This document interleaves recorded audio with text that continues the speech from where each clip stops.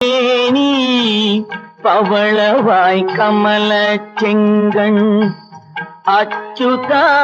அமரரேரே ஆயத்தம் கொழுந்தே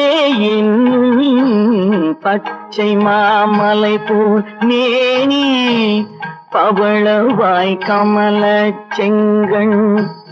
அச்சுதா அமரரேரே ஆயர்தம் கொழுந்தே இச்சுவை தவிர யான் போய் இந்திர லோகம் ஆளும் இச்சுவை தவிர யான் போய்